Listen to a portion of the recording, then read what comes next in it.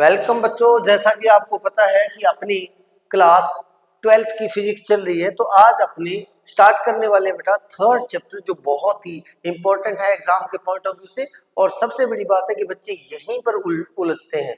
सबसे important derivation भी यहीं से आते हैं, केस बेस्ड क्वेश्चन भी यहीं से बनते हैं, असर्शन रीजन भी बनते हैं, डेरिवेशंस भी बनते हैं, प्लस में न्यूमेरिकल्स भी बनते हैं किरचॉफ्स लॉ के अंदर, व्हिटस्टोन ब्रिज के अंदर, ऐसे न्यूमेरिकल जिसके अंदर बच्चों को प्रॉब्लम्स आती है। तो आज अपने third chapter of class 12th physics का स्टार्ट करते हैं बेटा, करंट एंड इलेक्ट्रिसिटी, सबसे ज्यादा इंपॉर्टेंट चैप्टर। इस आज के वीडियो में अपने क्या क्या चीजें कवर करने वाले हैं, आज अपने वीडियो में कवर करेंगे बेटा introduction of this chapter, electric current in conductor, Ohm's law, current density and resistivity and conductivity, ये सब सारी चीजें अपने कवर करने वाले हैं। सबसे पहले बात करते हैं बेटा इंट्रोडक्शन में अपने सबसे पहले बात करेंगे व्हाट इज इलेक्ट्रिक करंट।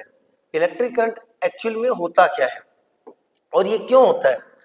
तो सबसे पहले बात करते हैं बेटा इलेक्ट्रिक करंट। आपने 10th क्लास के अंदर इलेक्ट्रिक करंट की डेफिनेशन पढ़ी होगी बेटा, इलेक्ट्रिक करंट की डेफिनेशन पढ़ी होगी। क्या होती है sir? Rate of flow of charge, rate of flow of charge, उसको अपने बोलते हैं करंट। किससे डिनोट करते हैं सर? आई से करते हैं, I equal to Q by T. और आपने आई की जो एसआई यूनिट है वो एम्पियर है। आपको पता है कि एसआई यूनिट क्या होती है बेटा? एम्पियर होती है, या फिर कूलम बाई सेकेंड। अब ये तो इजी सी बात है जो 10th वाले जानते हैं। हमें तो थोड़ा, जब बात करते हैं 12th की फिजिक्स की, तो हमें थोड़ा एडवांस बात करनी पड़ेगी। जब अपने एडवांस बात करेंगे तो हमारे पास जो इलेक्ट्रॉनिक्स है बेटा, हमारी जो फिजिक्स है, क्या बेटा फिजिक्स जो है हमारी, उस फिजिक्स की जो दो ब्रांचेज हैं, एक सीपी यानी क्लासिकल फिजिक्स, एक एमपी यानी मॉडर्न फिजिक्स। इस सीपी के अंदर क्लासिकल फिजिक्स में भी दो बहुत सारे सब पार्ट्स हैं। उन सब पार्ट्स में से एक सब पार्ट्स है बेटा अपने पास इलेक्ट्रॉनिक्स। क्या है? इलेक्ट्रॉनिक्स, जिसमें अपने स्टडी करते हैं इलेक्ट्रिसिटी या फिर चार्ज में भी इस इलेक्ट्रॉनिक्स के अंदर भी आगे बेटा दो सब पार्ट्स हैं। कितने हैं? दो सब पार्ट्स है बेटा। एक हमारे पास रहने वाला है सर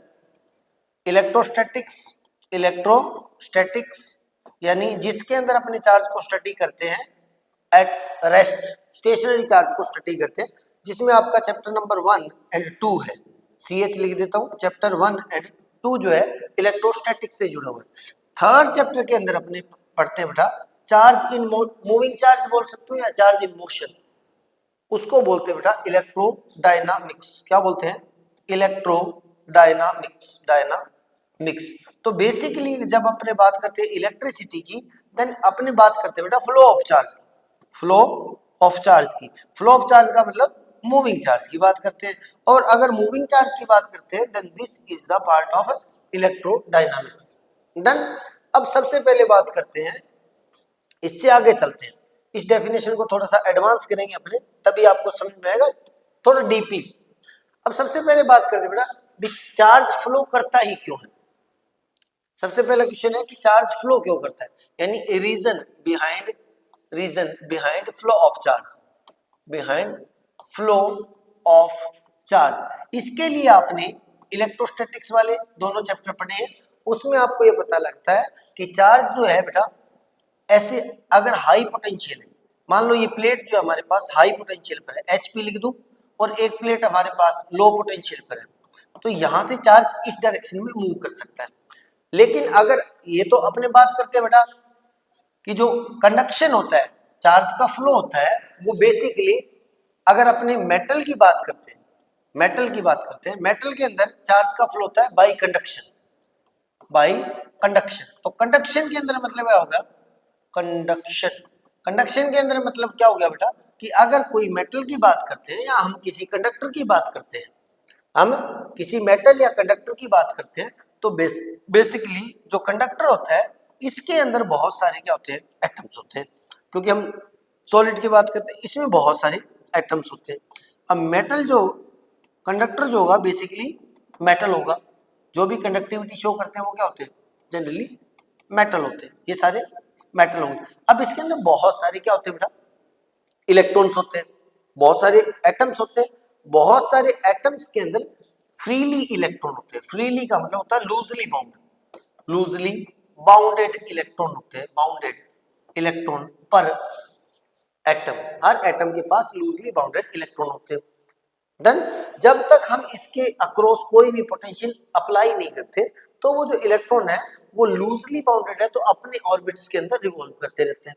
लेकिन जब भी मैं इसके अक्रॉस क्या कर देता हूँ, एक पोटेंशियल को अप्लाई कर देता हूँ, जैसे मान लो इधर पॉजिटिव पोटेंशियल है, इधर नेगेटिव पोटेंशियल है, मैं क्या कर देता हूँ, अप्लाई करता हूँ, तो ये पॉजिटिव पोटेंशियल अप्लाई करने का मतलब ये वाली साइड पॉजिटिवली चार्ज होगी, ये वाली क्या होगी बेटा, पॉजिटिवली चार्ज होगी, ये वाली कौन सी होगी बेटा, ये वाली नेगेटिवली चार्ज होगी सर, ये वाली क्या हो जाएगी, नेगेटिवली। अब क्या होगा कि नेगेटिवली चार्ज जब होगी तो वो जो एटम्स के, जैसे मान लो एक एटम बना लेता हूं, इसका लूजली बाउंडेड इलेक्ट्रॉन मान लेते हैं, ये मान लेते हैं, मैं पूरा नहीं बनाऊंगा क्योंकि बहुत सारे एटम्स बनाने पड़ेंगे, बहुत सारे ऑर्बिट्स बनाने पड़ेंगे, तो उसमें आपको इतना टाइम अभी अपने पास है नहीं क्योंकि आपका एग्जाम पास में। देन ये मान लो इसका लूजली बाउंडेड इलेक्ट्रॉन है, अब इस लूजली बाउंडेड इलेक्ट्रॉन को ये पॉजिटिव चार्ज क्या करेगा बेटा, वो लगाएगा अट्रैक्शन फोर्स, देन ये इलेक्ट्रॉन मूव करेगा इस डायरेक्शन में। तो बेसिकली अब नोट करना बेटा, जो चीजें इंपॉर्टेंट है, फ्लो ऑफ चार्ज की मेन वजह जो है वो क्या अपने पास, वो है बेटा पोटेंशियल डिफरेंस। क्या है, पोटेंशियल डिफरेंस। अगर पोटेंशियल डिफरेंस नहीं है then no flow of charge. कोई भी कंडक्टर के अक्रॉस अगर पोटेंशियल डिफरेंस नहीं है तो फ्लो ऑफ चार्ज होगा कि नहीं। अब यहाँ पर इलेक्ट्रॉन्स इस डायरेक्शन में मूव करेंगे, then this is the direction of electron, यानी फ्लो ऑफ चार्ज। और flow of negative charge, positive charge इसके ऑपोजिट मूव करते हैं, पॉजिटिव चार्ज इसके ऑपोजिट मूव करते हैं। अब यहाँ पे समझने वाली बात बेटा ये है कि इलेक्ट्रिसिटी की डिस्कवरी पहले हो गई थी। जब इलेक्ट्रिसिटी की डिस्कवरी मान लो या इलेक्ट्रॉनिक्स की जब स्टडी कर रहे थे अपने, तो इलेक्ट्रॉनिक्स के अंदर हमने जो है इसकी डायरेक्शन, किसकी बेटा, चार्ज की डायरेक्शन, चार्ज की डायरेक्शन को एक्सप्लेन किया था बाय पॉइंट चार्ज से। आपने स्टैटिक्स में पढ़ा था, इलेक्ट्रोस्टैटिक्स में पॉइंट चार्ज, पॉइंट चार्ज मतलब आपने पढ़ा था +1 कूलम चार्ज को। अब उसके हिसाब से अगर अपने करंट की डायरेक्शन को डिफाइन किया गया था, इलेक्ट्रिक करंट की चार्ज डायरेक्शन को डिफाइन किया गया था पॉजिटिव चार्ज की डायरेक्शन। तो पॉजिटिव चार्ज अगर मान लेते हैं, पॉजिटिव चार्ज होगा तो वो किस डायरेक्शन में मूव करेगा, वो सिर्फ पॉजिटिव इलेक्ट्रोड टू या positive side to negative side produce करेगा, मतलब मूव करेगा। तो पॉजिटिव चार्ज की जो डायरेक्शन है इसको ही पहले डिफाइन किया था इलेक्ट्रिक करंट की direction, direction of electric current, positive charge की डायरेक्शन को। इलेक्ट्रॉन की डिस्कवरी हुई है बाद में, क्योंकि इलेक्ट्रॉन की डिस्कवरी तो जो इलेक्ट्रिक क्या नाम है, चार्ज वगैरह की डिस्कवरी तो 1750 के समथिंग हो गई थी, और इलेक्ट्रॉन की डिस्कवरी तो काफी बाद में हुई है, शायद 1900 के समथिंग हुई है। थॉमसन मॉडल 1885 या शायद इस रेंज में होगा जहां तक मुझे, बस इतना है कि काफी टाइम बाद में हुई है। जब काफी टाइम बाद में हुई है तो बाद में हमें पता लगा कि एक्चुअल में इलेक्ट्रॉन भी होते हैं और इलेक्ट्रॉन की वजह से ही करंट फ्लो करता है। तो बाद में हमें पता लगा कि इलेक्ट्रॉन की डायरेक्शन तो है वो तो फिर इस डायरेक्शन से इस डायरेक्शन होगी। किसकी डायरेक्शन, नेगेटिव टू पॉजिटिव होगी, क्योंकि इलेक्ट्रॉन को कौन अट्रैक्ट करेगा, पॉजिटिव अट्रैक्ट करेगा, ये पता लगा। अब या तो हमारे पास एक रास्ता था कि हम इलेक्ट्रॉन के पॉइंट ऑफ व्यू से सारी इलेक्ट्रोस्टैटिक्स को क्या करें, दोबारा से डिफाइन करें इलेक्ट्रॉन की डायरेक्शन के पॉइंट ऑफ व्यू से। फिर हमने क्या किया, हमने सिर्फ इलेक्ट्रॉन को चेंज नहीं किया, बाकी चीज वैसे ही यूज की, सिर्फ इलेक्ट्रॉन की डायरेक्शन को मेंशन कर दिया, इतना ही किया। यानी हमें क्या पता लग गया, हमें ये पता लग गया कि करंट की डायरेक्शन तो हमेशा पॉजिटिव टू नेगेटिव ही होगी, higher potential to lower potential ही होगी। क्या होगी, higher potential to lower potential ही होगी। तो हमने तो करंट की डायरेक्शन क्या कर दी बेटा, करंट की डायरेक्शन HP लिख देता हूं, higher potential to lower potential.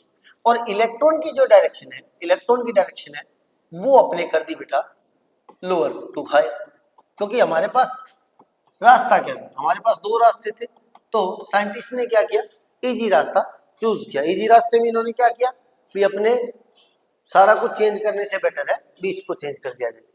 अब एक चीज और नोट करने वाली बात है बेटा, अगर एटम्स की बात करें, एटम्स की अगर अपने बात करें, ये मान लो तो ये कंडक्टर है और मैंने इसके अक्रॉस वोल्टेज अप्लाई कर दिया, ये पॉजिटिव है ये नेगेटिव, वोल्टेज मैंने इसके अक्रॉस अप्लाई कर दिया कितना भी।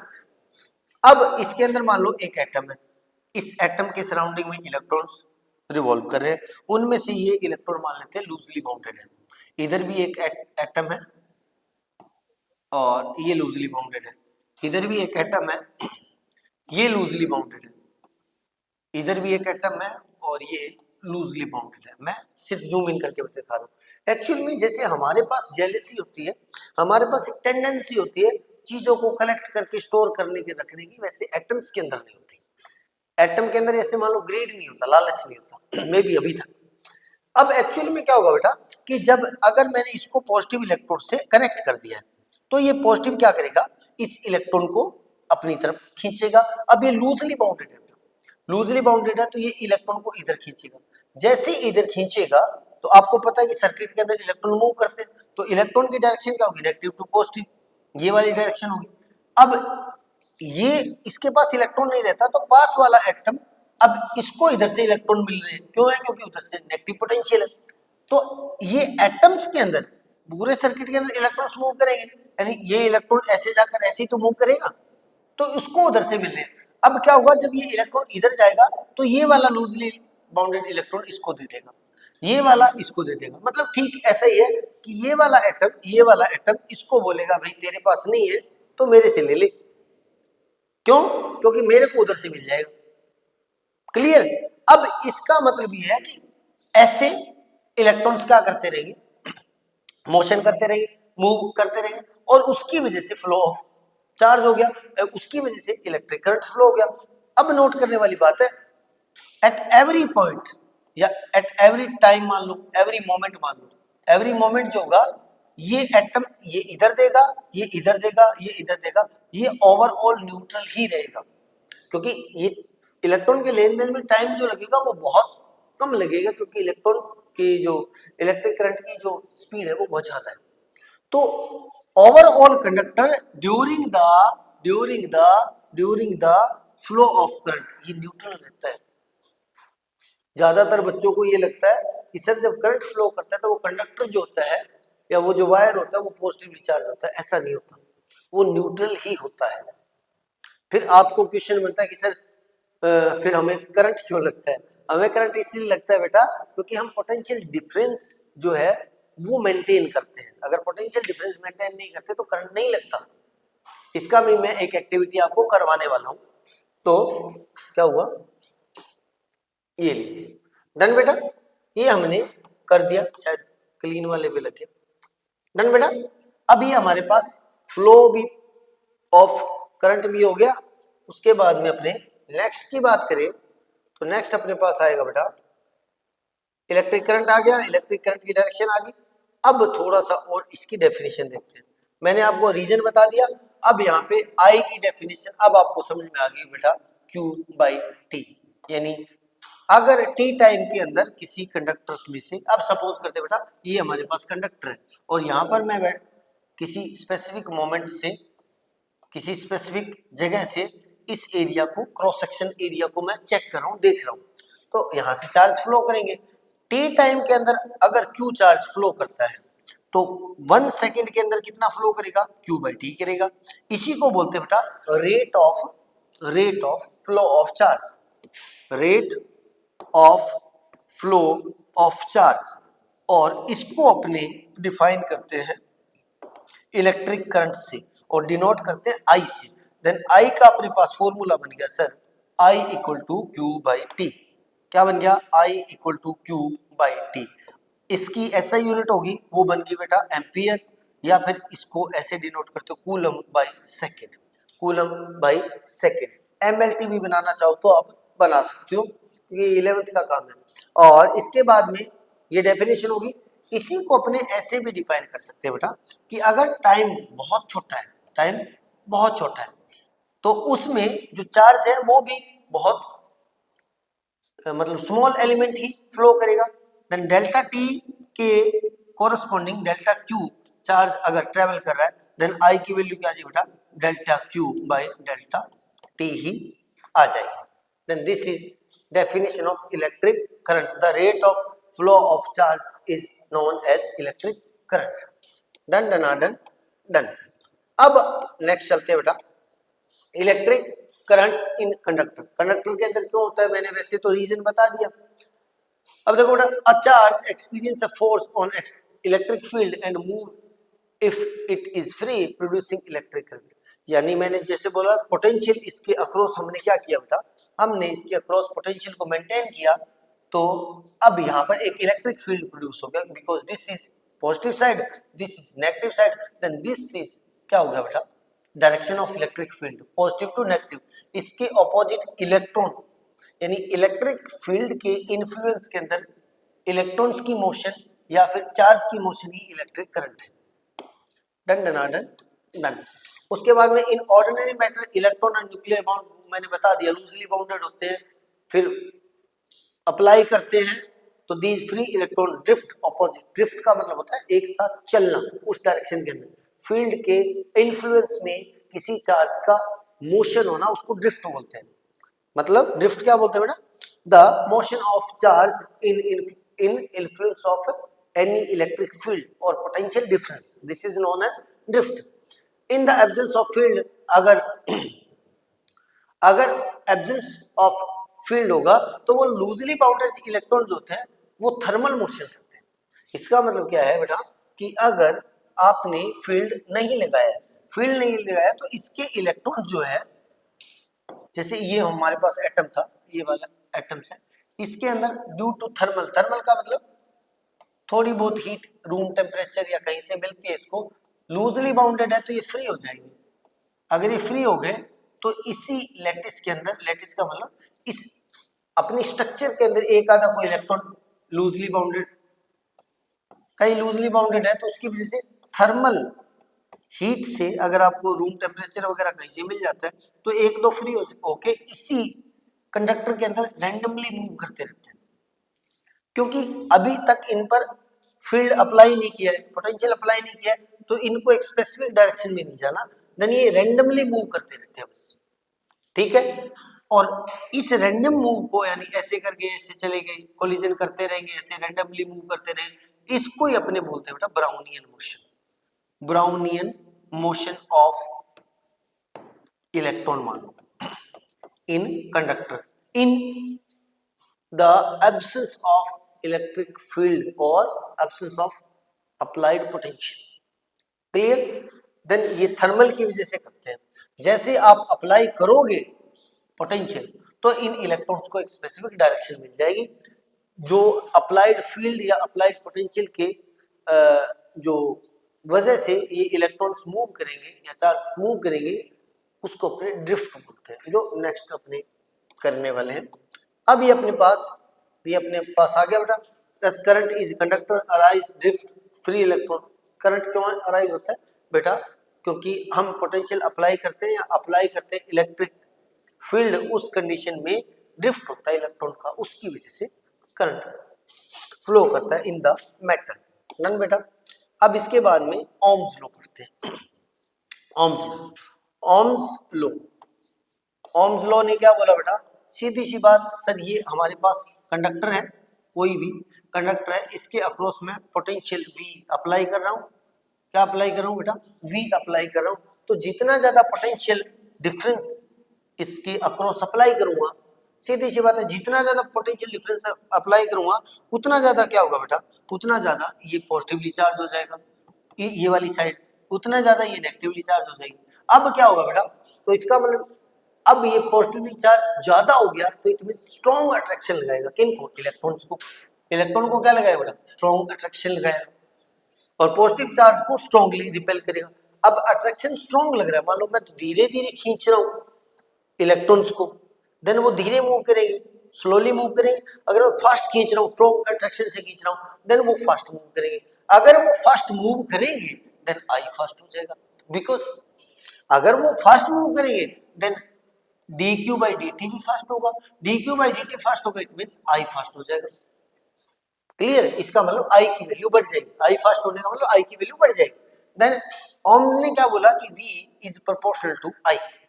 वो बोलता है कि किसी कंडक्टर के अक्रॉस जो है पोटेंशियल डिफरेंस जो आप मेंटेन करते हो उसके प्रोपोर्शनल होता है in current inside the conductor. Clear बेटा, इज दैट क्लियर? ठीक है, यहां से अपने को V equal to I, V proportional to I मिल गया। जब प्रोपोर्शनल साइन हटाते हैं तो हमारे पास एक कांस्टेंट मिल के आता है जिसको R बोलते हैं। R मतलब resistance of conductor, resistance of conductor. Resistance क्या होता है बेटा? रेजिस्टेंस वैसे तो आप 10th से आए हो तो आपको पता ही है। रेजिस्टेंस होता है कि इस मटेरियल की एक इंटरनल प्रॉपर्टी होती है, इस कंडक्टर की इंटरनल प्रॉपर्टी होती है कि वो इस फ्लो ऑफ चार्ज को क्या करता है बेटा? नेग्लेक्ट कर, अपोज करता है। उसी ऑपोजिशन को अपने रेजिस्टेंस बोलते हैं। अब रेजिस्टेंस को डिनोट करते हैं आर से। इसकी जो एसआई यूनिट है बेटा वो ओम होती है। क्या होती है? ओम। अब ओम्स लॉ तो अपने पास हो गया, कोई दिक्कत नहीं है सर। अब अपने बात करते हैं फिर रेजिस्टेंस की। अब अपने रेजिस्टेंस की बात करते हैं। देन रेजिस्टेंस क्या है? सबसे पहले तो बात रेजिस्टेंस अपने पास आ गया बेटा। Resistance opposition of flow of charge मान लेते हैं। Opposition of flow of charge in any material, in any matter, उसको बोलते हैं अपने पास क्या बोलते हैं? रेजिस्टेंस। अब इसका मतलब अलग अलग मटेरियल का अलग अलग स्पेसिफिक रेजिस्टेंस होगा, यही होगा ना बेटा? क्यों? क्योंकि हो सकता है कि मेटल इजीली मूव करने दे, कोई मान लो इंसुलेटर वो मूव ही नहीं करने देता, देन अलग अलग रेजिस्टेंस होगा। देन इसकी अगर डिपेंडेंसी देखें, डिपेंडेंसी, तो सबसे पहला फैक्टर जिस पर डिपेंड करता है रेजिस्टेंस वो होता है नेचर ऑफ मैटर।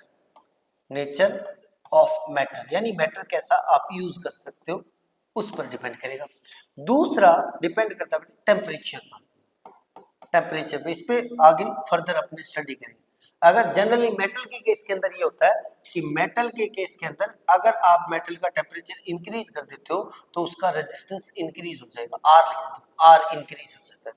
सेमीकंडक्टर के केस के अंदर ऐसा नहीं होता। सेमीकंडक्टर के केस के अंदर अगर टेम्परेचर इंक्रीज करते हो, टेम्प लिख देता हूँ, टेम्प इंक्रीज करते हो तो उस केस में उसकी कंडक्टिविटी बढ़ जाती है, यानी रेजिस्टेंस डिक्रीज हो जाता है। इसकी भी वजह होती है, अपने पढ़ेंगे।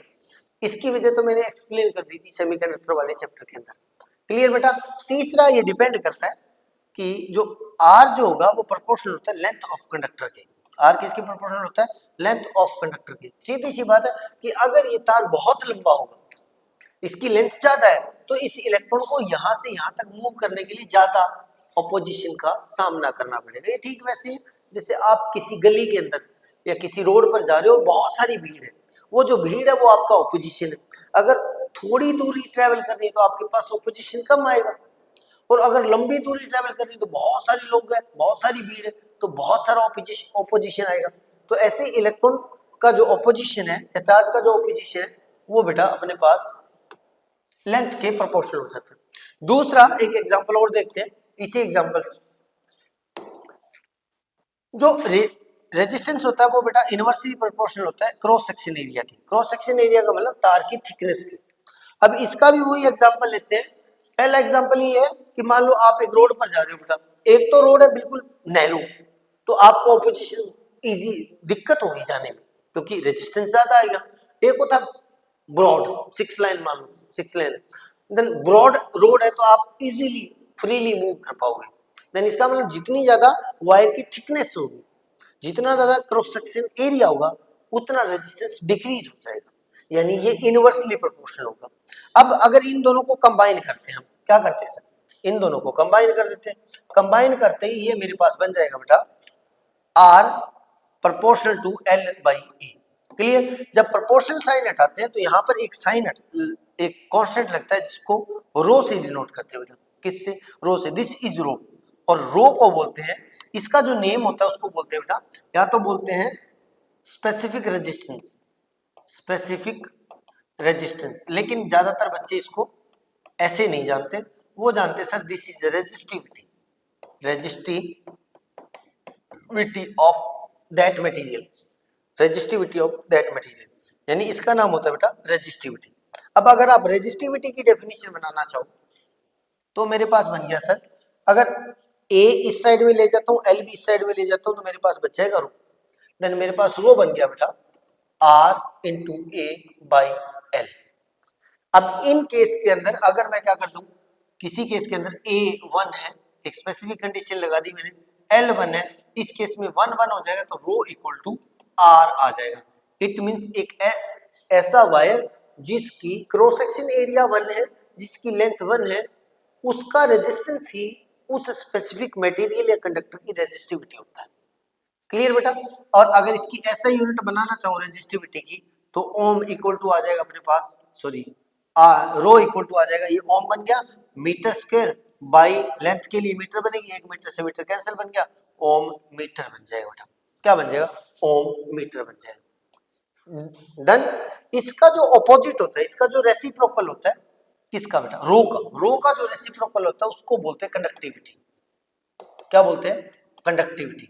और कंडक्टिविटी को डिनोट करते हैं सिग्मा से, यानी sigma equal to 1 upon rho होता है। सिग्मा क्या हो गया, कंडक्टिविटी, क्योंकि रेजिस्टिविटी एक तरह से रेजिस्टेंस का काम करिए, तो कंडक्टिविटी उसका ऑपोजिशन करिए। देन दिस इज अपने पास आ गया रेजिस्टिविटी। डन बेटा। तो इसकी अगर यूनिट क्या है, ओम मीटर है, देन सिग्मा की क्या हो जाएगी, 1 अपॉन ओम मीटर, देन ये बन जाएगी ohm inverse metre inverse, ohm inverse metre inverse हो जाएगी। डन बेटा, डन। ये हमारे पास होगी रेजिस्टिविटी। अब वापिस अपने ओम्स लॉ पर चलते हैं। ओम्स लॉ ने क्या बोला, V equal to I R. Done बेटा, V equal to I R. अब आर की वैल्यू अपने पुट की थी, क्या आई थी, रो एल बाई ए। ये मैं यहाँ पर अगर पुट कर देता हूँ, तो V इक्वल टू आ जाएगा बेटा I into rho L by A, I into rho L by A. Done बेटा। अब V को आप अगर इससे पहले सेकंड चैप्टर से पढ़ते हैं, सेकंड चैप्टर, जैसे ये मैंने क्या किया बेटा, हमने पोटेंशियल अप्लाई किया, तो इसके अंदर इसके अक्रॉस तो फील्ड भी तो प्रोड्यूस होगा, ये मान लेते हैं पोटेंशियल पॉजिटिव, ये पॉजिटिव साइड अप्लाई की है मैंने, देन ये तो पोटेंशियल क्या हो गया, डिफरेंस हो गया इसके अक्रॉस, तो ये इस डायरेक्शन में एक फील्ड भी तो प्रोड्यूस होगा। और मान लेते हैं इस वायर की लेंथ L है, ये लो। अब देखो बेटा, मैंने इस कंडक्टर के अक्रॉस पोटेंशियल अप्लाई किया, कितना V अप्लाई किया, V अप्लाई करने के बाद में इस वायर की लेंथ अगर L है, क्या है बेटा, वायर की लेंथ मेरे पास क्या है, L है, तो इसमें एक फील्ड भी तो प्रोड्यूस होगा E। वो जो फील्ड और L है, इसमें रिलेशन और पोटेंशियल में जो रिलेशन है वो आपने पढ़ा था पहले। कब पढ़ा था सर, हमने सेकंड चैप्टर में पढ़ा था। किसी ने पढ़ाया था, आपने पढ़ाया था सर, और किसी ने पढ़ाया था, हाँ जी मैंने ही पढ़ाया था। तो वो रिलेशन क्या हो जाएगा बेटा, वो हमारे पास हो जाएगा ये वाला, आजा मान जा भाई झंडू बाम, ये। तो वो रिलेशन मेरे पास था बेटा E equal to minus delta V upon delta L। अगर V और L की बात करता हूं, तो E इक्वल टू मेरे पास आ जाएगा V अपॉन L माइनस का, V अपॉन L आ जाएगा माइनस का। अब अगर मैं मैग्नीट्यूड की बात करता हूं, तो ये माइनस नहीं लगाऊंगा, तो सीधा V इक्वल टू मैं लिख सकता हूं बेटा E इंटू L, इस कंडक्टर के लिए। तो मैं यहाँ पे अप्लाई कर देता हूँ, तो आ जाएगा बेटा E into L equal to I और रो एल बाई ए बन जाएगा। अब L से L मैंने कैंसिल कर दिया, अब मेरे पास E इक्वल टू बन गया बेटा आई रो बाई ए। अब यहाँ से एक नई क्वांटिटी, फिजिकल क्वांटिटी मिलती है अपने को, I अपॉन ए का ratio, because this is constant, resistivity क्या है, कॉन्स्टेंट होगी, I अपॉन ए का रेशियो। अब I, क्योंकि देखो बेटा जैसे जैसे फील्ड वेरी करेगा वैसे वैसे I वेरी करेगा, जैसे वैसे पोटेंशियल वेरी करेगा वैसे वैसे I वेरी करेगा। देन एक मेरे पास नई चीज मिल के आ गई बेटा, ये वाली I अपॉन ए। इस I अपॉन ए के रेशियो को बोलते हैं बेटा करंट डेंसिटी। करंट डेंसिटी क्या है बेटा, ये इजी वे में देखते हैं। मान लेते हैं हमारे पास एक वायर है, वायर का जो क्रॉस सेक्शन एरिया A है, then A cross section area के अंदर करंट फ्लो कर रहा है I, then per unit area में, per unit cross section area में कितना करेगा बेटा I अपॉन ए। इसी को बोलते हैं करंट। देन जे क्या हो गया, जे हो गया अपने पास करंट डेंसिटी। डेफिनेशन क्या बनेगी बेटा, the rate current, electric current per unit cross sectional area of any conductor is known as current density. Then ये मेरे पास जे आ गया। देन आई अपॉन ए, ए जो है वो जे आ गया, तो ई की मेरे पास वैल्यू क्या बन जाएगी बेटा, यहाँ पे जे पुट कर देता हूँ, J equal to E equal to J rho बन जाएगा। अब अगर रो की वैल्यू अपने थोड़ी देर पहले मैंने बताया था sir, rho upon equal to J upon sigma, rho equal to 1 upon sigma था। सिग्मा क्या था, कंडक्टिविटी। तो वो मैं अगर यहाँ पर पुट कर दूं बेटा, तो मेरे पास क्या बन जाएगा, E equal to J 1 upon sigma. Rho ही लिख रहे हैं सर, आप नहीं लिखेंगे। अब इसका अगर क्रॉस मल्टीप्लाई कर दूं तो ई इस साइड में बच जाएगा जे बेटा, उस साइड में बच जाएगा ई, क्रॉस मल्टीप्लाई किए। देन जे इक्वल टू क्या जाएगा बेटा, sigma E. Then this is the relation between current density, resistivity and electric field. This is the relation between electric field, current density and resistivity. This is conductivity, sorry. This is conductivity. Relation between current density, conductivity and electric field. This is electric field, current density and क्या हो गया बेटा अपने पास, resistivity. अब यहां पर ध्यान रखना बेटा, ये जो मैंने सब कुछ किया है, कौन सा, ये सारा जो मैंने किया है बेटा, एक्चुअली मैंने किया कुछ नहीं है बेटा, मैंने ओम्स लॉ को ही डिफाइन किया है। दिस इज ओम्स लॉ, यही है। इसको ही ऐसे बना दिया, इसको ही ऐसे बना दिया, इसको ही ऐसे बना दिया, then this is also form of Ohm's law, this is also form of Ohm's law. ये सब ओम्स लॉ है। जनरली आप सोचते हो कि ओम्स लॉ में क्या होता है सर, पोटेंशियल और आई के बीच में रिलेशन होता है। ओम्स लॉ को अगर आप डीपली स्टडी करते हो तो वही रिलेशन आपका ई, जे और रो में होता है, मतलब ओम्स लॉ ही एक रिलेशन बनता है, ये रिलेशन भी ओम्स लॉ ही है। डन बेटा, कोई दिक्कत नहीं। तो ये था आज का वीडियो। उम्मीद करता हूं कि आपको वीडियो पसंद आया। पसंद आया तो इधर यहाँ पे सब्सक्राइब का एक ऑप्शन लगवा रखा है हमने, उस पर क्लिक करना है, फिर 2-3 ऑप्शन आएंगे, उसमें से ऑल एक ऑप्शन होगा, उस पर क्लिक करना है। उसके बाद में कमेंट सेक्शन के अंदर जाकर बोलना है कि सर हमने सब्सक्राइब कर लिया है, और वीडियो कैसा लगा वो कमेंट के जरिए आपने बताना है। मिलते हैं नए वीडियो में, तब तक के लिए goodbye, take care, keep study.